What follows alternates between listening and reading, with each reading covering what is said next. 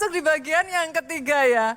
Dari seri firman The Best You. Versi terbaik dari dirimu. Dan di bagian yang ketiga ini saya akan membagikan satu pesan firman yang berjudul Damai yang Menaklukkan Realita. Basically saya akan berbicara tentang inner peace, saudaraku. Inner peace ini memungkinkan saudara menjadi versi terbaikmu.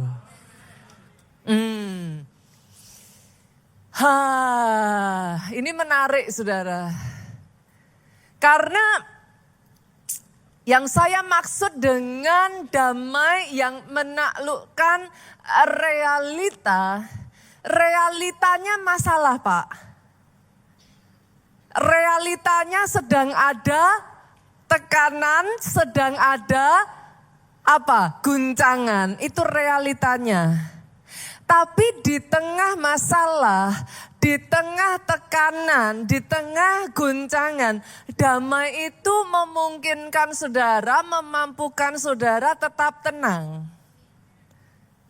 Dari ketenangan itu saudara mulai bisa mengambil langkah-langkah saudara jadi benar. Saudara mulai bisa mengambil jalan-jalan yang membawa saudara berkemenangan dari masalah saudara. Jangan sampai saudara dan saya jadi korban cuaca kehidupan ya. Yang namanya kehidupan saudaraku, itu bisa silih berganti begitu cepat Pak. Tidak terduga. Hari ini saudaraku matahari bersinar terang, burung berkicaulah senang, everything seems good gitu. Tapi tiba-tiba bisa hujan. Hujan petir menyambar-nyambar yang tadinya hujan biasa tiba-tiba jadi badai besar. Tidak terduga kita nggak siap. Kapanpun itu saudaraku. Kalau saudara nggak hati-hati, yang ada hidupmu terus-menerus dicekam ketakutan. Itu sebabnya hari ini Bapak Ibu, saya ingin mengajak Bapak Ibu untuk melihat the power of peace. Kuasa dari damai itu di dalam hidupmu. Saya akan landasi dulu ya saudara. Dari satu ayat di Yohanes pasalnya yang ke-20 ayat 19 sampai 21. Boleh saya baca ayat 19, saudara bantu saya baca ayat 20. Ayat 21 kita baca sama-sama. Ketika hari sudah malam, pada hari pertama minggu itu berkumpullah murid-murid Yesus di suatu tempat dengan pintu-pintu yang terkunci. Ayat ini dengan jelas ngomong saudaraku. Karena mereka takut kepada orang-orang Yahudi. Pada waktu itu datanglah Yesus dan berdiri di tengah-tengah mereka dan berkata apa? Sama-sama 2, 3. Damai sejahtera bagimu. Ayat 20 yuk. Dan sesudah berkata demikian, ia menunjukkan tangannya dan lambungnya kepada mereka. Murid-murid itu bersukacita ketika mereka melihat Tuhan. Ayat 21 sama-sama 23. Maka kata Yesus sekali lagi, damai sejahtera bagimu. Sama seperti Bapa mengutus aku, demikian juga sekarang aku mengutus kamu. Ayat yang baru saja saudara baca ini adalah kejadian setelah Yesus bangkit dari kematiannya. Di sana dia langsung mendatangi murid-murid saudaraku. And the first sentence, kalimat pertama yang keluar dari mulut Yesus, peace be unto you. Damai sejahtera bagi kamu. Yesus tahu keadaan murid-muridnya. How desperate they are. Betapa mereka ada di dalam ketakutan. Ayat ini sendiri mengatakan, mereka ketakutan. Yesus tahu bagaimana mereka frustrasi. Mereka ada di dalam keputusasaan. Itu sebabnya bukan hanya sekali Yesus mengucapkan perkataan damai itu, Bapak Ibu. Yesus tahu murid-muridnya butuh double dose of peace. Dosisnya double porsi. Saya nggak tahu keadaan saudara hari ini. Tapi kalau ada di sini yang saudara ngomong itu saya pastor. Saya butuh double dose of peace. Hari ini saya perkatakan peace be unto you. Terima dengan iman, saudaraku. Kata peace yang dipakai di sini itu airin, saudara. Airin itu ada di sini yang namanya airin. Kata airin itu bahasa Yunaninya, bahasa Ibraninya shalom. Shalom. Jadi mulai hari ini kalau saudara kasih jabatan tangan kiri kanan dan saudara bilang shalom. Jangan latah ngomong ya. Shalom itu ketika diucapkan orang yang ngomong saudara tangkap dan terima, katakan amin aku terima damai. Itu masuk di dalam hatiku. Sejak hari ini kalau saudara dikatakan shalom. Jangan hanya asal ya. Tapi saudara terima itu dan izinkan damainya bertahta dalam hatimu. Kenapa saudaraku? Karena bahkan saudara orang atlet hebat sekalipun ya saudara. Atlet hebat sekalipun kalau mereka tidak menguasai hatinya, mereka mengizinkan ketakutan, mereka mau udah berlatih bulan-bulan. Kalau mereka mengizinkan ketakutan itu mencekam mereka saudaraku di dalam dunia sport itu dikenal istilah unforced error. Unforced error itu gini, bukan lawannya hebat enggak. Bukan karena ini pertandingannya sengit itu bukan. Tapi karena mentalnya kena gitu. Mental kena menyebabkan si atlet ini Pak, entah gimana tuh ngelakuin banyak kesalahan-kesalahan bodoh gitu. Saudara pernah ngelihat kadangkala di pertandingan sepak bola ditendang bolanya gol ke gawang sendiri. Nah, bukan karena lawan. Tapi kalau tidak ada ketenangan dan kedamaian itu saudara, unforced error itu terjadi. Itu yang terjadi kepada Saul. Pasukan sebesar bangsa Israel yang ditakuti saudaraku. Pada saat mereka berjumpa dengan Goliat, masih ingat ya kisahnya ya.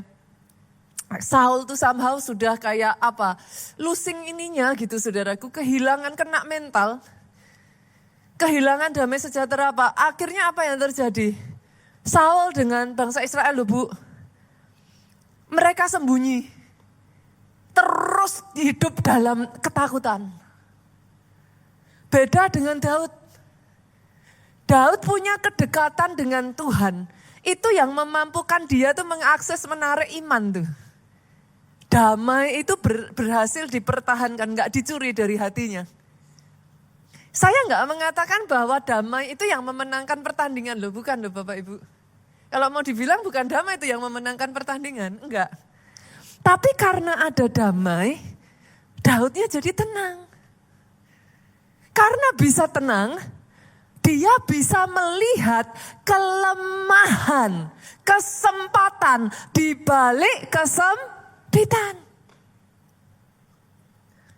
Saking sombongnya Goliat, dia merasa udah menang angin Bapak Ibu. Itu berhari-hari bangsa Israel diintimidasi terus. Goliat itu udah ngerasa menang angin. Dia lupa. Dia buka celah Pak. Di mana celahnya? Dia nggak pakai ketopong. Dia nggak pakai helm tuh. Dahinya terbuka lebar. Yang lain melihat masalah besar, yang lain melihat kesempitannya, Daud melihat ada celah di balik masalah. Dengan tenang dia mempersiapkan strategi. Daud tidak asal ngambil batu loh Bapak Ibu. Kalau dia ketakutan Pak, dari panik dia ngambil batunya salah. Alkitab mencatat dipilih tuh batunya sama dia. Dia pastiin tuh batu-batunya bener. Diumban, kena. Daud mendatangi Goliat dengan nama Tuhan semesta alam. Imannya bekerja saudaraku, imannya bekerja berfungsi saudara. Kenapa kok bisa gitu? Karena ada damai di-maintain, dijaga di hatinya. Hari ini saudaraku, kondisi itu tidak menentu. Even saudara secara global, ini kita tuh in the brink of istilahnya itu ada di dalam shifting yang besar. Mungkin saudara berkata, Pastor, gimana caranya menjaga damai, Pastor? Kalau masalahnya seabrek gitu. Mana bisa gitu. Tapi izinkan hari ini saya mengatakan ini, saudara. Damai itu jangan ditunggu. Damai harus dijemput. Landasannya apa, Pastor? Filipi 4 ayat 7 ngomong gini. Damai sejahtera Allah yang melampaui segala pikiran, bertahta memelihara hati dan pikiranmu dalam Kristus Yesus. Understandingnya gini saudaraku. Sang Raja Damai itu bertahta di dalam hatimu. Jadi di tengah masalah, gelombang, tantangan saudara, jangan nunggu damai datang. Damai harus diusahakan. Hari ini ya Bapak Ibu, saya nggak mau saudara punya pikiran yang salah. Karena ada banyak orang itu nunggu damainya datang. Yohanes 14 ayat 7 ngomong gini, Peace I live with you. Damaiku kutinggalkan bagimu. My peace I give to you. Damaiku kuberikan. Jadi saya tanya, kalau sudah dikasih berarti jadi milik siapa? Katakan milik saya, Pastor. Milik saya. It is yours. Itu sudah milik saudara. Jangan nunggu masalah selesai. Nanti saudara jadi korban cuaca kehidupan itu. Kalau nunggu masalah selesai, damaimu up and down. Bapak Ibu, hari ini saya harus mengatakan yang up and down itu perasaan. Saudara harus bisa membedakan. Amin. Bisa ya? Boleh ya? Jadi yang saudara rasakan naik turun itu, gejolak yang bikin saudara cemas, khawatir, takut, itu perasaan. Tapi Alkitab kan ngomong, orang benar bukan hidup oleh perasaan. Orang benar hidup oleh apa? Iman. Orang benar hidup oleh iman. Jangan biarkan, jangan kasih surat kuasa untuk masalah, keadaan mengobrak-abrik hatimu. Jangan dikasih tuh. Tapi sejak dari hari ini, understanding ini ditangkap ya Bapak Ibu ya. Peace I give to you. It is yours. It is yours. Jadi engkau harus mengusahakan damai itu. Jangan mau kehilangan. Yohanes 16 ayat 22 ngomong gini. Tidak ada seorang pun yang bisa merampas kegembiraan itu daripadaku. Artinya, kalau ada yang memfitnah, saudara ngomongnya apa? Tidak ada yang bisa merampas kebahagiaan itu daripadaku. Kalau ada yang menjelek-jelekkan, kalau ada yang ngata-ngatain, kalau saudara sudah berusaha bekerja keras, tapi masih saja tidak cukup, apa kata saudara? Tidak ada yang bisa merampas kebahagiaan itu dariku. Suami istri bertengkar, kata-katanya menyakitkan. Saudara ngomong apa? Tidak ada. Bahkan tidak engkau suamiku. Tidak engkau anakku. Tidak engkau apa, bahkan sekalipun di gereja sesama pelayan Tuhan, tidak ada yang bisa merampas kebahagiaanku. It is yours. Itu milikmu. Hari ini ambil, saudaraku. Kok bisa saudara memiliki itu semua? Karena sejak engkau terima Yesus sebagai Tuhan dan Juru Selamat, Sang Raja Damai sudah bertahta di hatimu. Oh, if you know the truth, kalau engkau tahu kebenaran, kebenaran akan memerdekakan. Hari ini gak ada ya yang damainya terusik ya. Mau masalah kecil, mau masalah besar. Belajar dari Daud, saudaraku. Mazmur 3 ayat 6-7. Ini Daud ngalami masalah super besar. Tapi coba apa yang Daud katakan. Aku membaringkan diri, lalu tidur. Enak kan? Waktunya tidur Bapak Ibu. Kesusahan tidak akan menambah. Waktunya tidur. Ini Daud enak sekali, aku bangun. Every time you wake up ya saudara, sadari understanding ini. Aku bangun karena satu kesadaran, Tuhan menopang aku. Gak sendirian kok Pak. Ditopang kok, tangan kita ini ditopang kok. Bahkan ayatnya yang ke-7 Daud ngomong, aku tidak takut kepada puluhan ribu orang yang siap mengepung aku. Mazmur 3 ini ya saudara, kenapa saya katakan bukan masalah kecil. Ini momen pada saat Daud itu dikudeta sama anaknya sendiri Absalom. Ini Mazmur 3 ini. Dikudeta sendiri udah masalah enggak saudara? Udah dikudeta, Daud lari kan berarti posisi lemah toh? Itu masalah enggak? Dikejar-kejar hampir dibunuh, masalah enggak? Yang paling masalah sebenarnya saudara, yang mengkudeta dan hampir membunuh Daud, itu Absalom anaknya sendiri. Itu double deal saudara.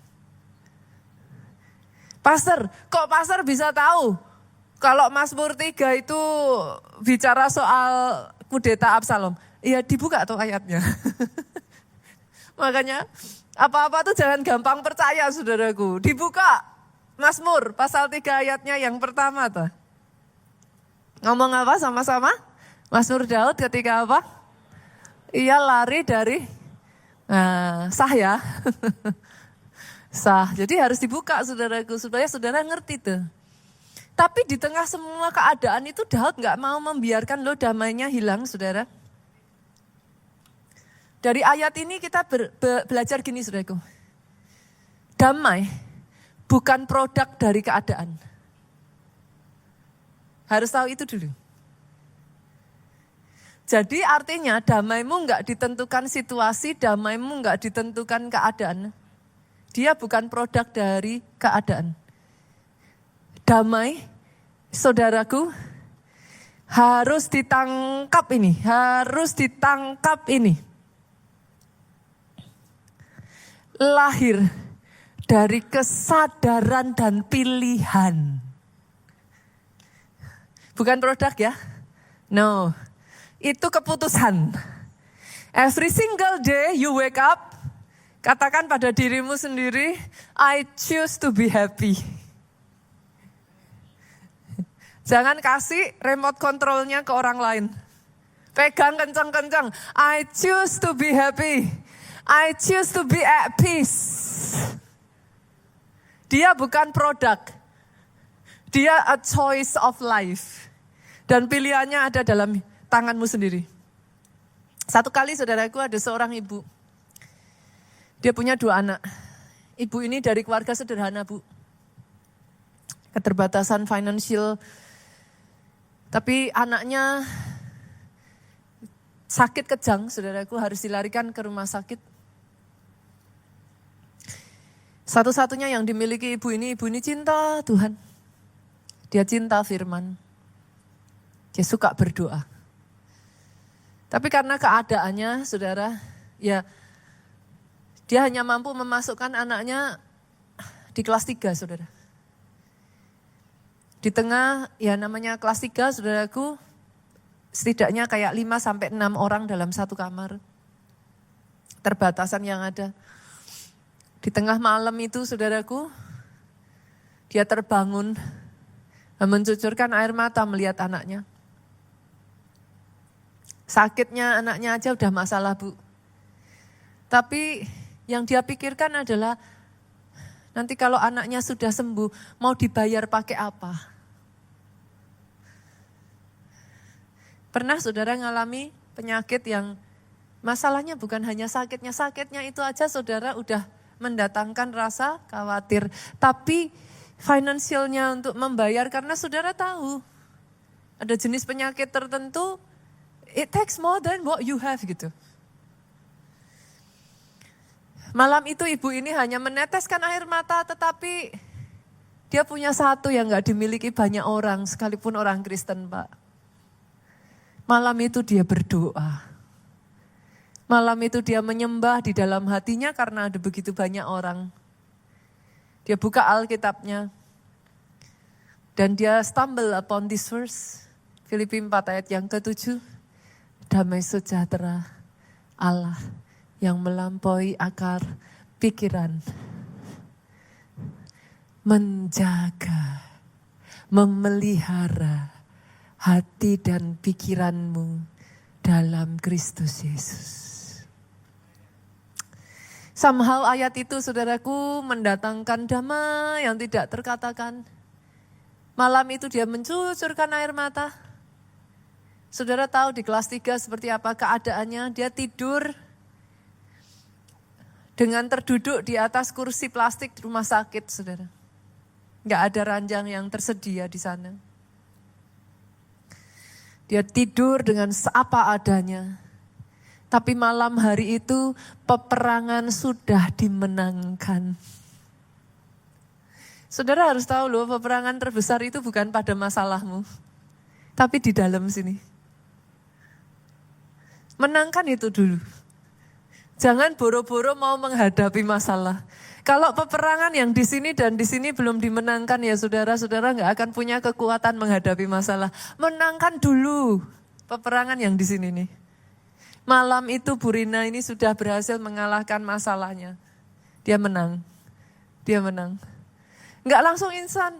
Anaknya nggak langsung sembuh. Butuh waktu Pak, beberapa hari sampai akhirnya semuanya reda. Masalahnya belum selesai, keuangannya belum tercover. Tapi somehow ada cara Tuhan yang ajaib. Tuhan gerakkan orang-orang di sekelilingnya, Tuhan gerakkan teman-teman kelompok selnya. Untuk menabur di dalam kehidupannya. Bapak Ibu Itu sebabnya di gereja ini ya, saya tuh selalu mengajarkan, bahkan saya sendiri mempraktekkan Bapak Ibu. Jadilah orang-orang yang bisa dipakai jadi kepanjangan tangan Tuhan. Amin, dimanapun engkau berada. Saya sendiri saudara, saya selalu menyisihkan dalam 1 bulan. Ada sejumlah uang, bukan masalah jumlahnya saudaraku. Tapi sisihkan, karena itu bicaranya soal hati. Kalau saudara tidak belajar dari yang kecil, nanti besar tambah susah saudara. Trust me. Jangan berpikir setelah uangnya tambah banyak gampang, enggak. Tambah susah. Karena itu masalah hati. Dari yang kecil itu saudaraku sisihkan. Kenapa? Engkau enggak pernah tahu. Engkau dipakai Tuhan untuk menolong orang-orang yang sedang berseru kepada Tuhan. Yes, jadilah orang yang murah hati sebab Tuhanmu murah hati. Malam hari itu saudaraku, peperangan dimenangkan dan sebagai akibatnya Burina ngalami mujizat. Dia keluar bersama anaknya dari rumah sakit itu dengan kemenangan. Sebesar itu loh kuasa damai. Damai itu mendatangkan kekuatan. Damai itu membuat engkau kuat. Itu sebabnya Yesaya ngomong nih. Yesaya ngomong gini, yuk kita buka ya ayatnya.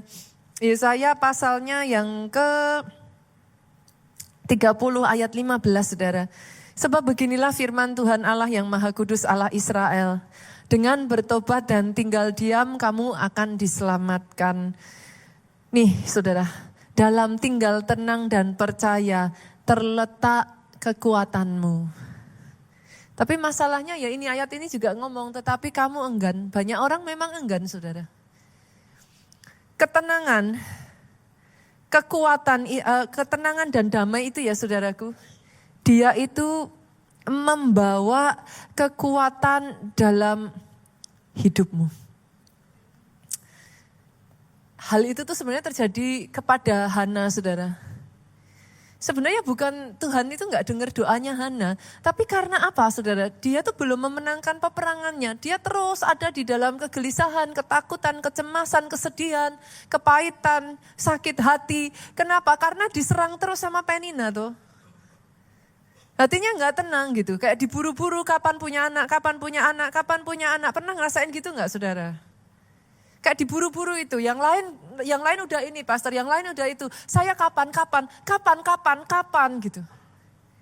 Sampai akhirnya doa itu kayak nabrak langit gitu, gak ada power. Sampai di satu titik saudara, hari itu Hana Pak datang ke bait Allah Pak. Jadi kalau masalah jangan datang ke klub malam ya saudara. Jangan dugem ya. Kalau masalah datang aja ke Pondok Daud. Jangan malu tuh. Oh katanya Pondok Daud tempat orang bermasalah gitu. Jangan malu. Kalau ada apa saudara datangnya aja ke gereja, datang ibadah. Hari itu Hana datang dia ketemu Imam Eli. Sebenarnya bukan masalah imamnya. Kepada siapalah manusia itu menilai manusia ini itu ya saudaraku. Tapi kalau saudara bisa melihat Tuhannya. Tuhan tuh bisa pakai siapapun kok. Lihat Tuhannya. Di situ saudara pada saat Imam Eli berdoa somehow rema itu masuk di hatinya Pak. Di situ terobosan terjadi. Kenapa saya tahu terobosan terjadi? Alkitab mencatat Hana keluar mukanya enggak lagi muram tuh. Something happen. Peperangan itu sudah dimenangkan gitu. Jadi ingat ya mulai hari ini ingat ya Bapak Ibu ya. Jangan perang lawan masalah dulu ya. Perang di sini dulu. Perang di sini dulu. Kalau di sini sama di sini udah menang, saudara bisa menang melawan masalahmu. Tapi kalau di sininya masih bergemuruh, di sininya masih acak adul saudara. Mau maju perang itu kekuatannya kecil Bapak Ibu. Setelah yang di sini menang, Hana doanya nembus sampai ke atas.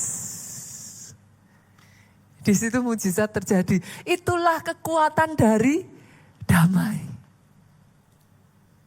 Damai itu se-powerful itu, saudaraku.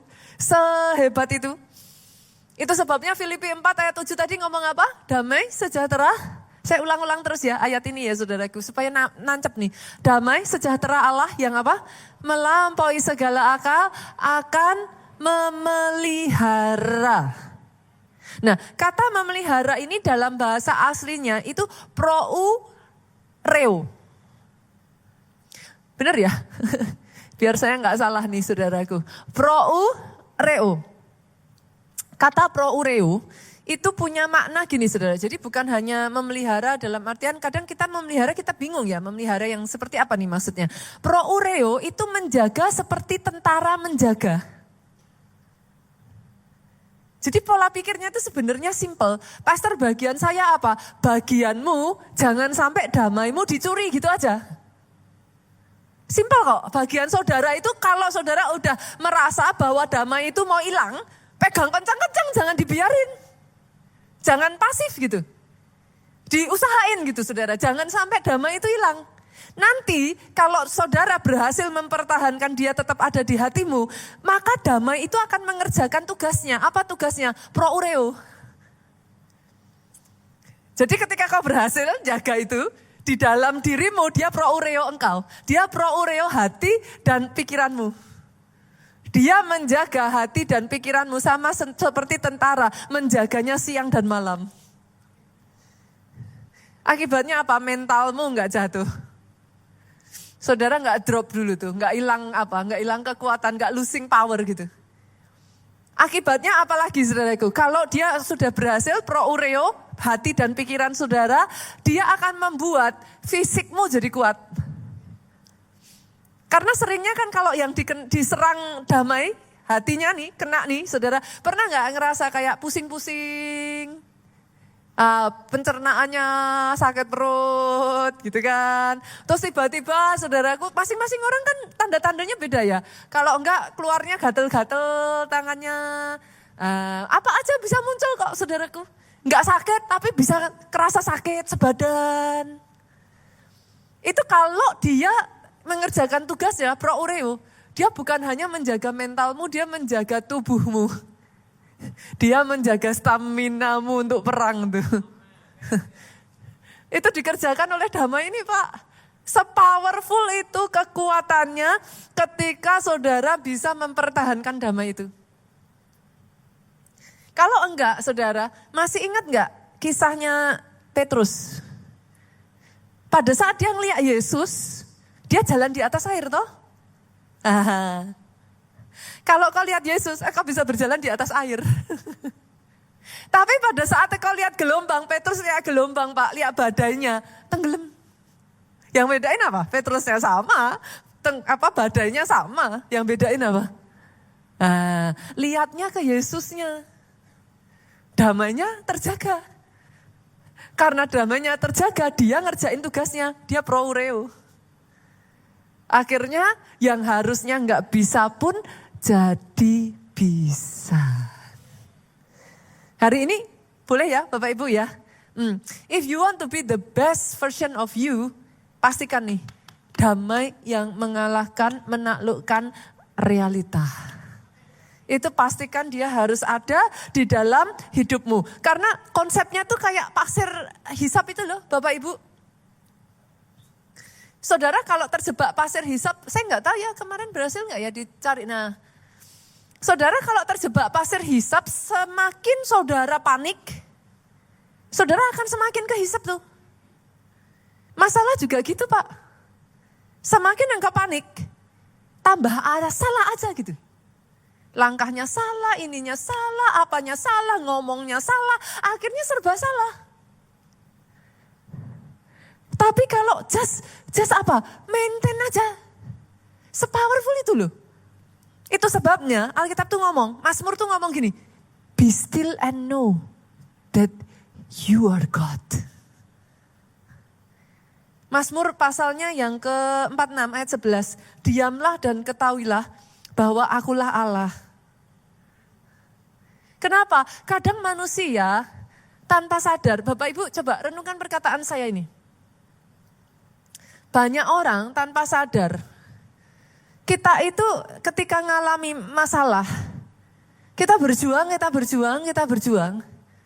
Berjuangnya sih nggak salah saudaraku, berjuangnya harus. Tapi kita tuh gini, jadi cemas, jadi takut, nggak bisa tidur Pak. Jadi kayak gelisah di dalam batin. Tanpa kita sadari kita berpikir, kalau kita nggak ngusahain Bu, seolah-olah loh, Tuhan itu nggak sehebat itu untuk bisa nolong kita gitu. Pernah nggak? Ini saya tuh belajar banget loh saudara. Iya, coba renungkan perkataan saya ini saudara. Ada momen-momen kalau nggak hati-hati kita itu sudah melampaui boundariesnya gitu. Usahanya bagus, usahanya harus. Karena Tuhan nggak mau kita pasif. Be still, diamlah dan ketahuilah, itu bukan artinya saudara pasif dan tidak ngerjain apa-apa loh. Tapi bukan berarti juga saudara melampaui boundariesmu. Be still and know that you are God, He is God. Itu artinya sesederhana gini saudaraku. Setelah kau kerjakan yang terbaik bagianmu. Pernah gak ngerasa even yang terbaik yang sudah kau kerjakan itu kayak gak cukup gitu. Dan setelah itu yang jadi masalah kita usahain terus kayak memaksakan dengan kekuatan kita. Kata be still di sini ya saudaraku, itu punya arti cantik sekali. Artinya gini, jangan paksain lagi dengan kekuatanmu. Setelah engkau ngerjain bagian yang terbaikmu, surrender. Kasih remote kontrolnya ke Tuhan. Dan izinkan Dia menunjukkan siapa jati dirinya. He is God. Not you. Dia yang Tuhan. Bukan saudara dan saya Tuhannya gitu. Karena kalau nggak hati-hati, kita sampai akhirnya nggak bisa tidur. Kita, akhirnya kayak, pikiran pernah nggak sih ngerasa kayak tidur? Apa tidur ayam? Orang Jawa bilang ya, tidur tapi pikiran ini gerak terus loh, saudara. Pernah nggak ngerasa itu? Saking nggak tenang di hati itu kayak, gitu. Di titik itu saudara harus ngomong loh, be still and know that you are God. Sadari. Bukan pasif. Bukan, ada banyak orang Kristen tuh suka, yang saya paling jengkel ya saudaraku, ada banyak orang Kristen tuh sering bahkan di atas mimbar ya, saudara harus tahu loh. Saya tidak akan pernah, banyak orang Kristen tuh sukanya ngomong kayak gini, udahlah pastor, ngeflow aja. Saya paling gak suka saudaraku. Bukan saya gak suka ngeflow-nya. Buat saya punya prinsip, saya boleh ngeflow setelah saya mempersiapkan yang terbaik. Kalau saya ngeflow hanya karena saya gak persiapan, itu excuse. Itu bukan ngeflow. Saudara harus tahu loh, ketika saya khotbah seperti ini ya saudaraku. Itu semua saya sudah pelajari. Kalau enggak mana saya bisa ngomong seperti ini, enggak ngelihat catatan dari tadi. Saya buka catatan hanya untuk baca ayat. Kalau saya ngeflow saudaraku, saya menghalangi, jangan dipotong kata-kata saya terus kemudian ini ya, saya disclaimer dulu ya. Kalau saya ngeflow tanpa persiapan, saya menghalangi flow Roh Kudus justru nyampe kepada saudara dengan maksimal. Setelah saya mempersiapkan, saya mengizinkan, saya ngeflow dan ngikut Tuhan bekerja melalui saya. Jangan pasif, jangan saudara gak kerjakan yang terbaik. Tapi setelah the best you can do, remote-nya kembalikan. He is God, not you. Dia yang Tuhan. Kembalikan dan izinkan Dia berperang bagi engkau. Justru di titik itu engkau sadar, bukan kuat, bukan gagah, tapi oleh Rohku, kata firman Tuhan. Kalau kita menang, bukan kita yang hebat, tapi Tuhan yang hebat. Dikembalikan ya, satu-satu pada proporsinya yang benar, saudaraku. Itulah kehebatan dari firman ini saudaraku. Saya pribadi ya saudara, saya tuh belajar, saya benar-benar ini art apa? Art to stay in peace. It is an art. Ada momen-momen ya saudaraku, justru hari-hari ini saya sudah sekian waktu inilah saudaraku, saya tuh baru memahami gitu, saya dilatih Tuhan, ada artnya, ada seninya. Kadang yang paling gak enak ya saudaraku, be still itu kayak seolah-olah tuh kayak ini gitu. Makanya tadi ya saya ngomong, tapi kamu enggan gitu.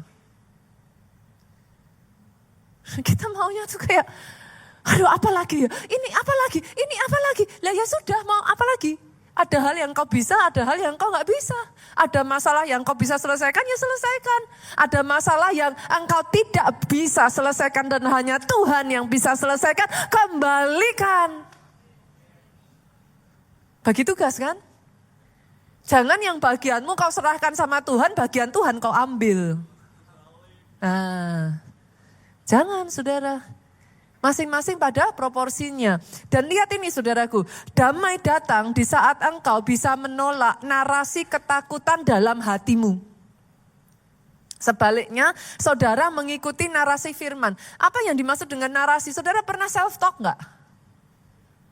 Pernah ya? Kayak ngomong terus dulu, apa yang berdengung-dengung di pikiran saudara terus self-talk? Nah narasi itu seperti itu, saya bacakan aja biar saya enggak salah ya saudaraku. Narasi itu cerita yang terus menerus kau dengar di benakmu. Apa? Yang kau dengar terus di benakmu apa? Nah, itu menjadi sesuatu yang akhirnya kau percayai. Enggak selalu benar loh, tapi kau percayai. Narasi itu berdengung di telinga hatimu, bukan telinga jasmani aja loh. Telinga hatimu sehingga membentuk cara berpikir. Narasi negatif ini akan membuat saudaraku, narasi ketakutan itu akan membuat engkau berpikir lebih negatif daripada realitanya. Jangan-jangan. Nanti kalau narasi negatif. Tapi kalau narasi firman, saudara perhatikan, dia akan counter attack. Firman itu akan selalu counter attack, Bu. Yesaya 41 ayat 10 ngomong apa? Jangan takut, sebab aku menyertai engkau. Jangan bimbang, sebab aku ini Allahmu. Itu counter attack tuh. Mazmur pasal 23 ayat 4. Sekalipun aku berjalan dalam lembah kelam, ku tak takut sebab kau besertaku. Dia akan counter attack terus tuh. Mazmur 27 ayat 1. Tuhan adalah terangku dan keselamatanku, kepada siapa aku harus takut. Makanya penting di counter pakai firman terus saudaraku. Narasinya harus narasi firman. Damai itu muncul dari narasi firman yang diulang-ulang terus di hatimu. Kalau saudara mau mempertahankan damai itu, puter itu narasinya enggak boleh narasi ketakutan. Narasinya narasi firman. Ketika narasi firman itu terus berputar saudaraku, nah ini. Damai itu akan diperkuat oleh Roh Kudus. Efesus 3 ayat 16. Saudara izinkan dari firman itu masuk terus. Aku berdoa supaya ia menurut kekayaan kemuliaannya menguatkan dan meneguhkan kamu oleh rohnya di dalam batinmu. Sejak kau terima Yesus sebagai Tuhan dan Juru Selamat, Roh Kudus tinggal di hatimu. Tubuhmu jadi bait Roh Kudus. Nah, Roh Kudus itu saudaraku punya salah satu fungsi, punya salah satu tugas. Kerjaannya dia menguatkan dan meneguhkan engkau. Tapi oleh firman. Harus masuk firman. Nah, jadi izinkan saudaraku, libatkan Roh Kudus lebih lagi dalam hidupmu. Saya tutup dengan ini ya saudara, buka yuk. Filipi 4, ayatnya yang ke-6, sampai ayatnya yang ke-9. Saya akan menunjukkan kepada saudara, gimana cara kerjanya. Ini praktis aja supaya saudara tahu pada saat engkau khawatir. Filipi 4 ayat yang ke-6, apa yang harus engkau lakukan? Lihat ini. Janganlah hendaknya kamu khawatir tentang apapun juga. Jadi firman itu ternyata nyuruh kita gak boleh khawatir saudara. Lah siapa orangnya sih yang gak pernah khawatir? Di sini ada yang gak pernah khawatir, angkat tangan? Saya juga gak angkat tangan.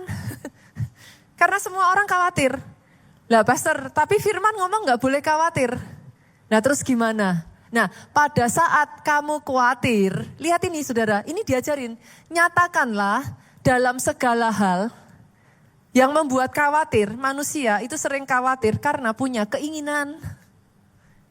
Keinginannya nggak tercapai, jadinya khawatir. Nah disuruh sama Tuhan, kepengen apa toh? Nyatakanlah segala hal keinginanmu itu kepada Allah dalam doa dan permohonan dengan ucapan syukur. Jadi kalau kau khawatir, yang kau khawatirin apa? Aduh pastor harusnya tuh gini, tapi ini enggak gini. Nah disuruh sama Tuhan nyatain. Ngomong dalam doamu. Apapun semuanya, segala hal. Dengan ucapan syukur. Nah ucapan syukur ini dia add flavor. Maksudnya gimana? Sama-sama ngomong yang saudara inginkan itu. Jangan dengan komplain. Tapi terima kasih Tuhan. Ditambahi. Nah ketika saudara lakukan itu, ayat 7 berperan. Damai sejahtera Allah yang melampaui akal pikiran, proureo hati dan pikiran. Dia kerja tuh. Tapi kan seringkali kan peperangan masih terjadi. Di ayat 8-nya turun ke bawah, disuruhnya semua yang benar, semua yang mulia, adil, tulus dan yang manis, dijaga pikirannya. Jadi kalau nanti nyerang pikiran negatif lagi, nyerang hal yang ini, jangan dihayati ya Bapak Ibu. Sering kan dihidupi itu. Di counter attack terus. Mikir yang manis, mikir yang baik, mikir yang mulia. Lah saudara nanti coba ini kalau firman Tuhan ini ya, saya berdoa ya saudaraku firman Tuhan ini jangan hanya didengarkan saat ini aja. Nanti saudara pulang ya beberapa hari saudara ngalamin dengerin lah gitu. Karena itu akan counter attack dia. Pikirin tuh yang adil, yang baik, yang suci, yang patut dipuji. Pikirkan semuanya itu. Lihat saudaraku, di ayat yang ke-9 saudara turun ke bawah. Dikatakan kayak gini, bagian paling akhir dulu ya. Allah sumber damai sejahtera akan menyertai kamu. Goalnya kita kan di situ. Jadi supaya damainya itu nggak hilang kan. Allah sumber damai menyertai lah. Kalau Allah sumber damai menyertai kan berarti damainya di dalam toh. Tapi itu hanya bisa terjadi kalau ayat 9 bagian awal saudara lakukan. Apa yang telah kamu pelajari, apa yang telah kamu terima, apa yang telah kamu dengar, apa yang telah kamu lihat daripadaku kata Paulus, lakukan itu. Maksudnya gimana? Be the doer of the word. Jadi pelaku firman, jangan hanya jadi pendengar firman. Semua yang hari ini saudara dapetin ini, saya kasih sebagai bekal liburan ya. Ini udah mau liburan toh? Ada sebagian yang mungkin biasanya ada ART, sekarang nggak ada ART. Ada yang nanti di dalam perjalanan mau holiday, pikirnya happy-happy, tapi ada yang bertengkar lah, ada yang inilah, ada yang itulah. Saya kasih bekal dulu. Holiday lah dalam damai. Oke, buat saudara yang nggak bisa kemana-mana, holiday-nya staycation di rumah, tetap damai. Jangan nanti lihat orang lain statusnya pergi ke sini, pergi ke sana, damainya hilang. Oke, apapun itu, saudaraku, nanti selama waktu-waktu ini justru pakai kesempatan ini, isi terus dengan firman, mendekat sama Tuhan. Izinkan Roh Kudus menguatkan dan meneguhkan hatimu. Kita tutup, bangkit berdiri saudara.